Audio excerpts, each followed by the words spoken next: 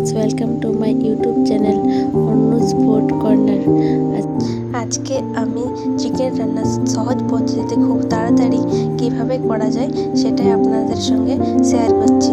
তো দেখে নিন, কড়াই বসিয়ে কড়াই গরম হয়ে গেলে তাতে তেল দিলে, তেলটি গরম হয়ে গেলে তাতে তেজপাতা দুটো দিয়েছি আর তাতে পেঁয়াজ কুচি দিয়ে নাড়াচাড়া করে পেঁয়াজটা ভাজছি। দেখে নিন, দেখে পেঁয়াজ ভাজা হয়ে গেছে। এরপর মাংসটা দিয়ে দিলাম কড়াইতে। এরপর এটা মিক্স করছি, নেড়ে চেড়ে মিক্স হয়ে গেলে পরে লবণ দেব।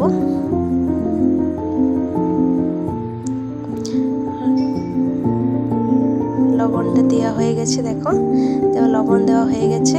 এবার লবণটাও নেড়ে চেড়ে মিক্সিং করে নিলাম।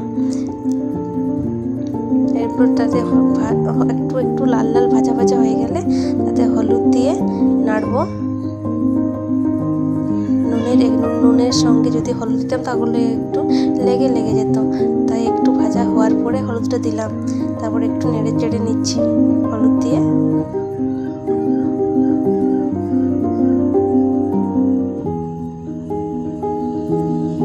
দেখো আমাদের প্রায় হয়ে এসেছে। এবার আমরা যে মশলাটা বানিয়েছিলাম সেটা দিলাম। মশলার মধ্যে আছে আদা বাটা, পেঁয়াজ বাটা, জিরা রাবিং বাটা, সাথে লঙ্কা বাটা। এই যে একটু সবুজ সবুজ দেখতে পাচ্ছ, কাঁচা লঙ্কা। আমি কাঁচা লঙ্কা দিয়ে রান্না করতে বেশি ভালোবাসি। দেখো আমাদের চিকেন কষা রেডি। এরপর আমরা চিকেন কষাটিতে পরিমাণ মতো জল দিয়ে তারপর সবাই একটু ফুটে গেলেই পরিবেশন করুন।